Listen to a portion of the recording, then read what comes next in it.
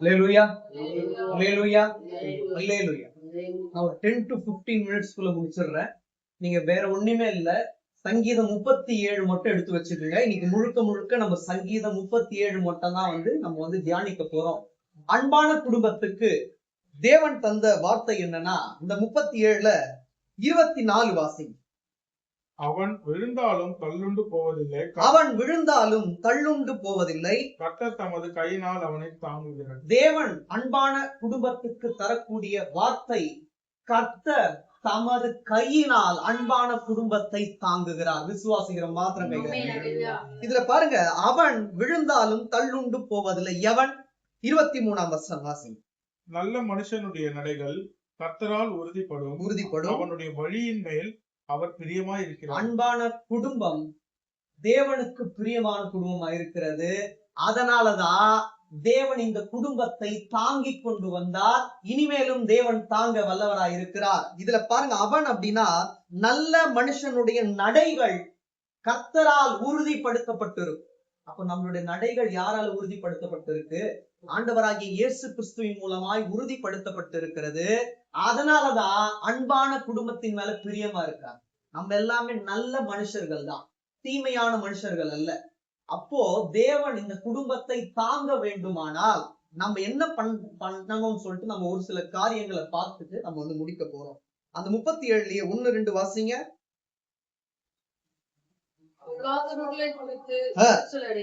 பொல்லாதவர்களை குறித்து எரிச்சல் அடையாதே, நியாயக்கேடு செய்கிறவர்கள் மேல் பொறாமை கொள்ளாதே. அவர்கள் புல்லை போல் சீக்கிரமாய் அறுப்புண்டு பசும்பூண்டை போல் வாடி போவார்கள்.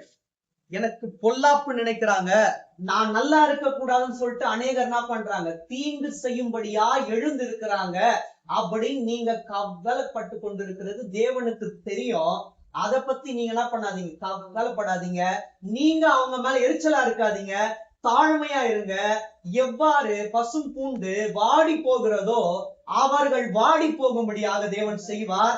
ஏனென்றால் பிரியமான குடும்பத்தை தேவன் என்ன பண்றாரா, தமது கைகளினால் தாங்குகிறாரா. இந்நாள் வரை அவர் தாங்கி கொண்டு வந்தார், இனிமேலும் தேவன் தாங்க வல்லவராக இருக்கிறார். பொல்லாதவர்கள் எழும்புவார்கள், ஆனால் எழும்பி வாடி போகும்படியாக செய்வார். நாமோ கனி தந்து ஆயிரக்கணக்கான பேருக்கு சாட்சிகளாய் தேவன் மாற்ற வல்லவராய் இருக்கிறார். இன்னொன்னு கூட நீங்க வாசிங்க, 25 வாசிங்க. அதுலயே 37ல 25. நான் இளைஞனாய் இருந்தேன், முதிர் வயதுள்ளவனும் ஆனேன். ஆனாலும் நீதிமான் கைவிடப்பட்டதையும் அவன் சந்ததி அப்பத்துக்கு இருந்து தருகிறதையும் நான் காணவில்லை. அப்போ கர்த்தர் தமது கையினால் தாங்க வேண்டுமானால் நம்ம பொல்லாதவர்கள் என்ன பண்ணக்கூடாது, நினைக்க கூடாது, அவங்க மேல எரிச்சல் ஆகக்கூடாது. ஒன்று பார்த்தோம், தாழ்மையா நம்ம இருந்தோமானால் அவர்கள் வாடி போவதை நம்முடைய ஆவிக்குரிய கண்களும் மாம்சத்துக்குரிய கண்களும் காணும்படியாக தேவன் செய்வார். ஒன்று, கர்த்தர் இந்த குடும்பத்தை தமது கையினால் தாங்குவாரானால் தேவன் என்ன பண்றாரா, நீதிமான் கைவிடப்பட்டதையும் அவன் சந்ததி அப்பத்துக்கு இறைந்து திருகிறதையும் நான் காணவில்லை அப்படின்னு சொல்ற அளவுக்கு வைப்பார். அவங்க நல்லா இருக்காங்கப்பா, ஆண்டவரோட கிருபையில நல்லா இருக்காங்கன்னு அநேகர் சாட்சி சொல்லும்படியாக வைப்பார். ஒரு நாளும் இந்த குடும்பத்தை அவர் கைவிடவே மாட்டார். ஏனென்றால் ஒரு தாங்கக்கூடிய கரம் யாரு? ஆண்டவராக இயேசு கிறிஸ்து. அவர் தாங்குவாரானால் உங்களை கைவிட மாட்டார். அப்பத்துக்கு நீங்க இறைந்து திரிகிற ஒரு காலங்கள் ஒரு நாளும் வராது. திருப்தி அடைந்து அவரால் நாம் என்றென்றும் கைவிடப்படாமல் அவருக்குள் வாழ்ந்து சந்தோஷமா இருக்கும். நம்புகிறோம். மாத்திர கையில 27 வாசிங்க. தீமையை விட்டு விலகி நன்மை செய், என்றென்றைக்கும் நிலைத்திருக்கும். 3 விஷயம் இருக்கு. தீமையை விட்டு விலகணும், நன்மை செய்யணும். அப்படி செய்தால் என்றென்றும் நிலைத்திருப்போம். யார் கூட? ஆண்டவராய் இயேசு கிறிஸ்து கூட. நாம் அவருடன் நிலைத்திருப்போம், அவரும் நம்மோடு நிலைத்திருப்பார். ஆனால் தீமை நம்முடைய ஆத்துமாவையும் ஆவியையும் சேதப்படுத்தாதபடிக்கு பார்த்து கொள்ள வேண்டிய மிகப்பெரிய ஒரு கடமை நமக்கு இருக்கிறது. தீமை நம்மை சேதப்படுத்தாமல் நன்மையினால் நிறைந்து நன்மை செய்தால் நாம் என்றென்றும் தேவனுக்குள்ளாக நிலைத்திருப்போம். அப்பொழுதுதான் தேவன் என்ன பண்ணுவார், நம்மை தாங்குவார். அது நம்ம ஈஸியா என்ன பண்ணிடுவோம், தேவன் தமது கையினால் தாங்குகிறான்னு சொல்லிட்டு வசனமா நம்ம படிக்கிறதுக்கு நல்லா இருக்கு. இதெல்லாம் செஞ்சாதான் தேவன் என்ன பண்ணுவார், நம்மை அழகாய் தாங்குவார். இந்நாள் வரை தாங்கி கொண்டு வந்தார்ல, இனிமேலும் தாங்குவார். தீமையை விட்டு விலகி நன்மை செய்வோமானால் அவருடன் நம்ம நிலைத்திருப்போம். அப்பொழுது தேவன் நம்மை அற்புதமாய் தாங்க வல்லவராய் இருக்கிறார். 16 வாசிங்க. அநேக துன்மார்க்கர்களுக்குள்ள செல்வ திருச்சை பார்க்கலும் நீதிமானுக்குள்ள கொஞ்சமே நல்லது. துன்மார்க்கருக்கு இருக்கிற செல்வ திரட்சியை பார்க்கிலும் நீதிமான் கிட்ட இருக்கிற கொஞ்சம் தான் நல்லதா. அதுதான் தேவனுடைய பார்வைக்கு மேன்மையானதான். உங்களுக்கு எளிதா புரியணுன்றதுக்காக நான் உங்களுக்கு சொல்றேன்.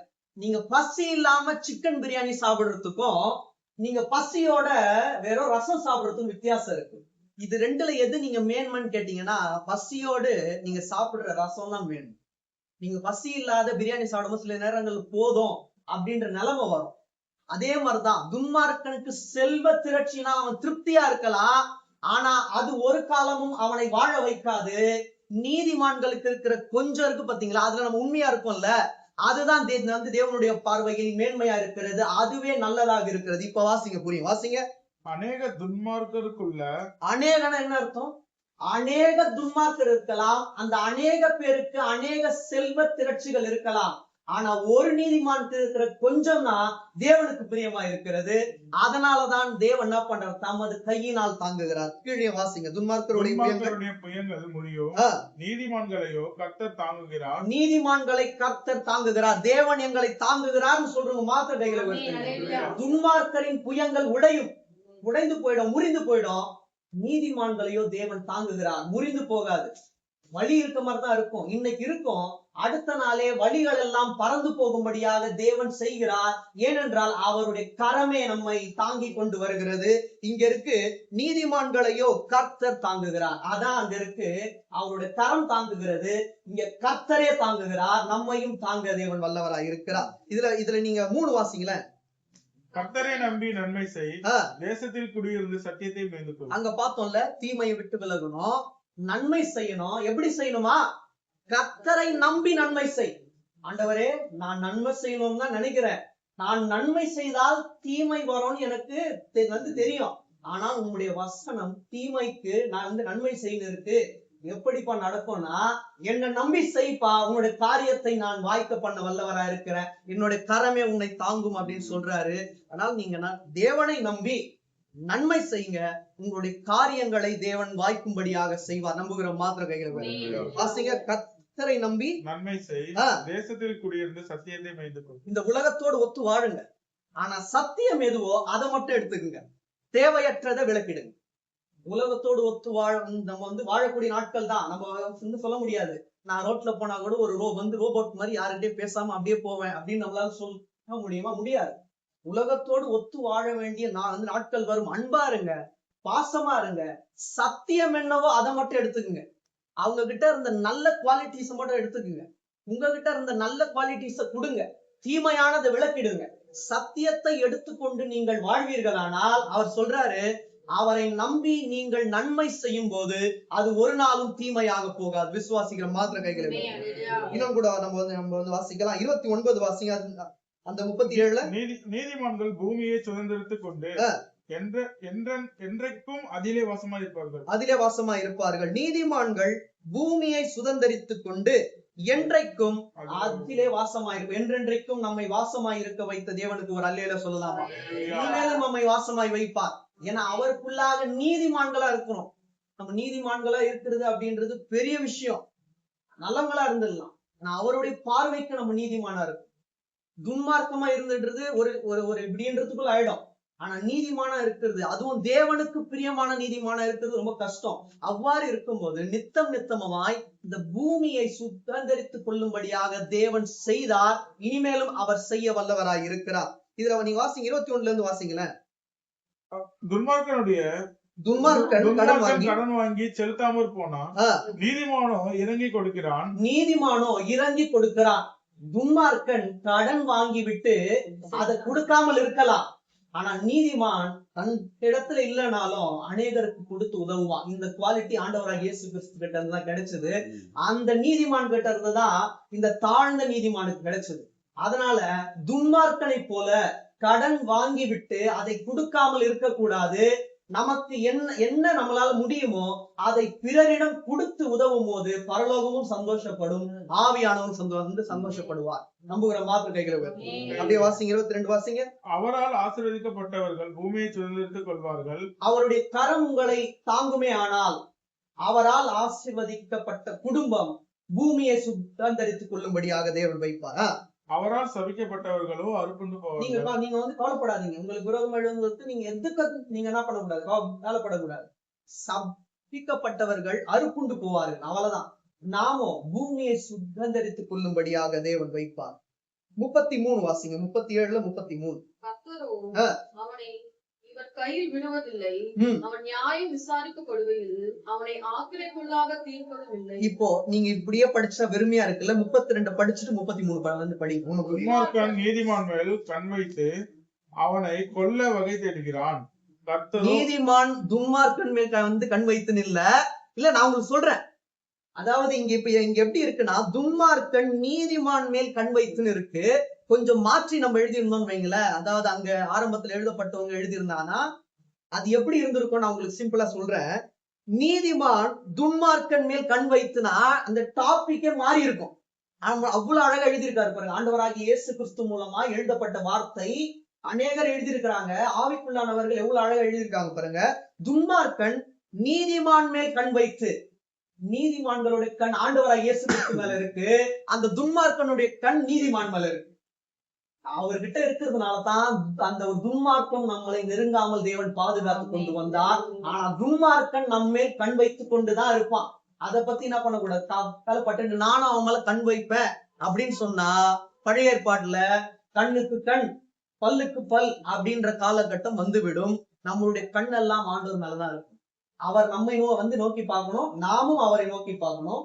துன்மார்க்கன் நம்மை நோக்கி பார்ப்பான், அழியணும்னு நினைப்பான், ஆனா அது எல்லாமே வீணாக போகும். வாசிங்க. துன்மார்க்கன் நீதிமான் மேல் கண் வைத்து அவனை கொல்ல வகை தேடுகிறான். கர்த்தரோ அவனை இவன் கையில் விடுவதில்லை. ஒரு நாள் விட மாட்டார். ஏன்னா நம்மளோட கண்கள் ஆண்டவர் மேலதான் இருக்கு. ஒரு நாளும் நம்மை கை விடுகிற தேவன் அல்ல. அவருடைய கரமே நம்மை தாங்கி கொண்டு வந்தது. அதனாலதான் அங்க பார்த்தோம், நீதிமான் என்ன பண்ண மாட்டாராம், ஒரு நாளும் கைவிட மாட்டாராம். அப்பத்துக்கு இறைந்து திரிகிற காலம் ஒரு நாளும் வராது. இங்க சொல்லப்பட்டிருக்கு, துன்மார்க்கன் கண்டிப்பாக கண் வைப்பான். யாரு மேல? நீதிமான் மேல.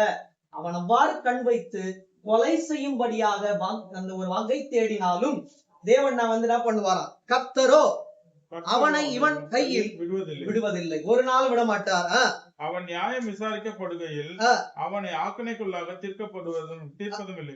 கீழே வாசிங்க. நீ கர்த்தருக்கு காத்திருந்து அவருடைய வழியை காத்துக்கொள், அப்பொழுது நீ வழியை கைக்கொள்.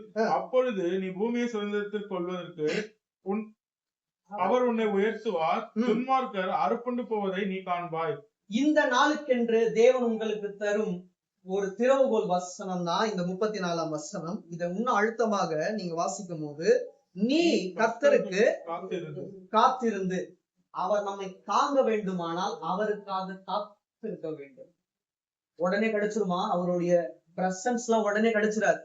நாம் காத்திருக்க வேண்டியது மிகவும் ரொம்ப ரொம்ப முக்கியமானது. இப்போ 10 மணிக்கு எக்ஸாம்னு வைங்களேன், நீங்க 9 மணிக்கெல்லாம் போயிடுறீங்க. ஆல் டிக்கெட் இருக்கு, என்கிட்ட ஆல் டிக்கெட் இருக்கு, நான் 9 மணிக்கெல்லாம் போயிட்டு உள்ள போயிட்டு எழுதிடுவேன் அப்படின்னு எழுத முடியுமா? அதுக்கு ஒரு லிமிட் இருக்குல்ல, இந்த ஒரு டைம் லிமிட்னு இருக்கு, 10 to 1 இருக்கு.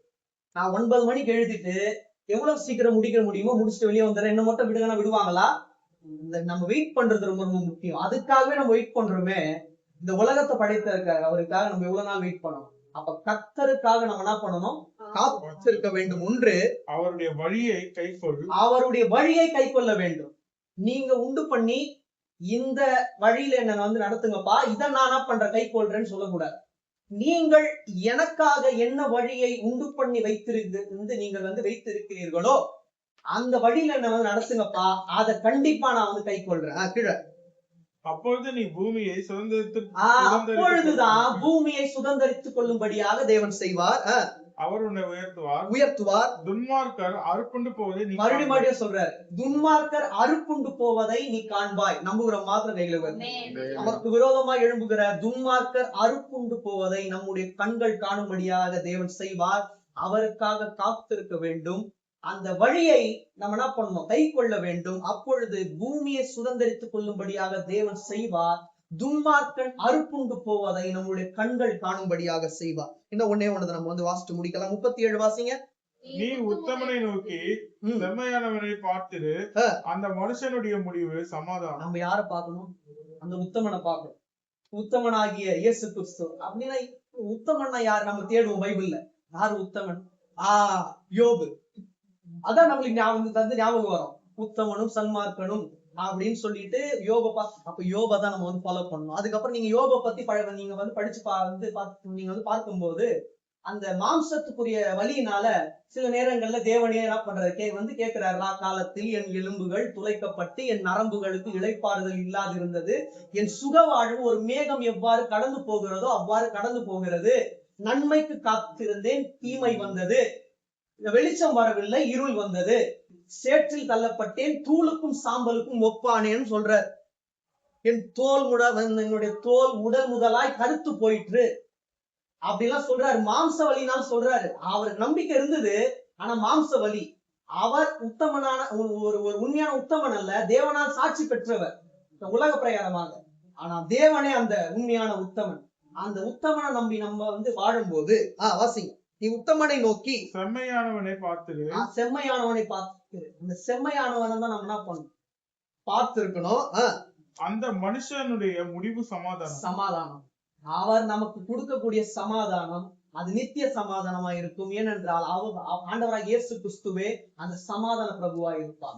நம்ம பார்த்து ஒரு எக்ஸாம்பிளா எடுத்துக்காட்டா எடுக்கணும்னா நம்ம ஒருத்தர் எடுத்துப்போம். அவர் எப்படி இருக்காரோ அவர் பண்ற மாதிரியே நம்ம பண்ணணும்னா நம்மளுக்கு ஒரு வாஞ்ச இருக்கும். அப்படி பார்த்து இருக்கும் போது அவர் எப்படி நடந்தாரோ அது போல நாமும் நடப்போமானால் நம்மளும் உத்தமமா இருப்போம். செம்மையான வழியில தேவன் நம்மை நடத்துவார். அப்பொழுது நம்முடைய வீட்டுக்கு சமாதானத்தை தர தேவன் நல்லவராய் இருக்கிறார். 39-40 வாசிச்சிருங்க, முடிச்சு. நீதிமான்களுடைய ரட்சிப்பு கர்த்தரால் வரும். நீதிமான்களுடைய ரட்சிப்பு கர்த்தரால் வரும். அப்ப நம்முடைய ரட்சிப்பு யாரால் வரும்? நீதிமான்களுடைய ரட்சிப்பு கர்த்தரால் வரும் சொல்றவங்க மாதம் கண்டிப்பாக வருமா? கீழே வாசிங்க. இக்கட்டு காலத்தில் அவரே அவர்கள் அடைக்கலம். அவர் தான் நமக்கு அடைக்கலம். இக்கட்டு காலமாக இருக்கா, கவலைப்படாதீங்க. அவர் தான் நமக்கு அடைக்கலமா இருப்பார். எங்கெங்கயோ போயிட்டு நம்ம என்ன பண்றோம், அடைக்கலம் தேடுறோம்ல, அவர் தான் அந்த ஒரு நித்திய அடைக்கலமா இருப்பார். எப்போ? இக்கட்டு நாள்ல, இன்னலான சூழ்நிலைகள்ல அவரே நமக்கு அடைக்கலமா இருப்பார். அப்பொழுது நீதிமான்களுடைய ரட்சிப்பு கர்த்தரால் வரும். வாசிங்க. கர்த்தர் அவர்களுக்கு உதவி செய்து அவர்களை விடுவிப்பார். அவர்கள் அவரை நம்பி இருக்கிறபடியால் அவர்களை துன்மார்க்கருடைய கைக்கு தப்புவித்து ரட்சிப்பார். அவர் என்ன பண்ண மாட்டார், எடுத்த உடனே என்ன பண்ண மாட்டாரு, நம்மள ரட்சிக்க மாட்டாரு. அந்த துன்மார்க்கனுடைய வழியிலிருந்து நம்மை தப்புவித்து நம்மை ரட்சிக்க தேவன் வல்லவரா இருக்கு. 40வது வசனம் ரொம்ப முக்கியமானது. கர்த்தர் அவர்களுக்கு உதவி செய்த ஆட்கள் இல்ல. நம்ம ரோட்ல பாக்குறோம், ஆக்சிடென்ட்ஸ் நடந்தா எடுத்து தூக்க கூட சில யார் ஹெல்ப் பண்றதுக்கு வர மாட்டாங்க. யாராச்சும் ஒருத்தர் போனா கூட என்ன பண்ண மாட்டாங்க, தூக்குறதுக்கு கூட ஆட்கள் இல்ல. எல்லாரையும் சொல்லல, சில பேர் இருக்காங்க உள்ளத்தின் ஆழத்துல இருந்து ஹெல்ப் பண்ணணும், உதவி செய்ய வேண்டும் என்று ஒரு மனம் இருக்கிறவங்க ஹெல்ப் பண்ணுவாங்க. அவர் ஆண்டவராக இயேசு கிறிஸ்து எப்ப கேட்டாலும் வருவாரு. நமக்கு உதவி அப்படின்னு நம்ம கேட்கறது இல்லை, உள்ளத்தின் ஆழத்துல இருந்து கேட்கறது இல்லை. அவர் செய்ய ஆசையா இருக்கிறாரு. நாம் கேட்க காலதாமதம் பண்ணி கொண்டே இருக்கிறோம். அவ்வாறு நாம் கேட்போமானால் நீதிமான்களுக்கு உதவி செய்யும்படி அவர் இறங்கி வருவார். அவர்களை விடுவிப்பார். நம்மை விடுவிக்க அவர் வல்லவரா இருக்கிறார். உதவி செய்து நம்மை விடுவித்து அவர்கள் அவரை நம்பி இருக்கிறபடியால், ஆனா நம்பணும், அவரையே நம்பி இருக்கணும். அவர் நம்மை விடுவிப்பார், உதவி செய்யும்படியாக இறங்கி வருவார். நாம் அவரையே நம்பி இருந்து அவர்களை துன்மார்க்கருடைய கைக்கு தப்புவித்து ரட்சிப்பார். இப்படி எல்லாம் நம்ம இருக்கும் போது அவரையே நம்பி இருக்கோம். ஆனால் துன்மார்க்கனுடைய கைக்கு நம்மை தப்புவித்து ரட்சிக்க தேவன் வல்லவராய் இருக்கிறார். 24 வாசிச்சிருங்க, முடிச்சிருந்தான். அவன் விழுந்தாலும் தள்ளுண்டு போவதில்லை. உங்களுக்கு புரிஞ்சுதுங்களா? விழுந்தாலும் ஒரு நாளும் தள்ளுண்டு போவதில்லை. துன்மார்க்கரின் முடிவு அறுப்புண்டு போகும். நீதிமான்களுக்கோ தேவன் உதவி செய்து அவர்களை தப்புவிக்க தேவன் வல்லவராய் இருக்கிறார். காப்பாற்ற தேவன் வல்லவராய் இருக்கிறார். துன்மார்க்கர் பொல்லாதவர்கள் உங்களை அழிக்க வேண்டும் என்று உங்களுக்கு விரோதமாக கண் வைத்து ஆலோசனை செய்து கொண்டிருக்கலாம். அதான் 2 வாசிங்க, உங்களுக்கு ரொம்ப புரியும். நாம ஆல்ரெடி வாசிச்சோம், 2 வாசிங்க. அவர்கள் ஆனால் தேவனுடைய கரம், தேவனுடைய கை நம்மை தாங்குமே. ஆனால் தேவன் ஒரு நாளும் அவங்க கையில நம்மை ஒரு நாள் கொடுக்க மாட்டாரு. நீதிமான்கள் நித்திய நித்தியமாய் தேவனுக்குள்ளாக இருந்து ஆட்கொண்டு அவரையே மகிமைப்படுத்தி கொண்டு இருப்பார்கள். இறைந்து திரியக்கூடிய நாட்கள் ஒரு நாளும் வராது. தேவன் நம்மை கைவிடாமல் அனைவருக்கு முன்பதாக, ஏன் துன்மார்க்கருக்கு முன்பதாகவே நம்மை ஒரு சாட்சியாய் எடுத்து துன்மார்க்கரும் நீதிமான்களாய் மாற்ற தேவன் வல்லவராய் இருக்கிறார்.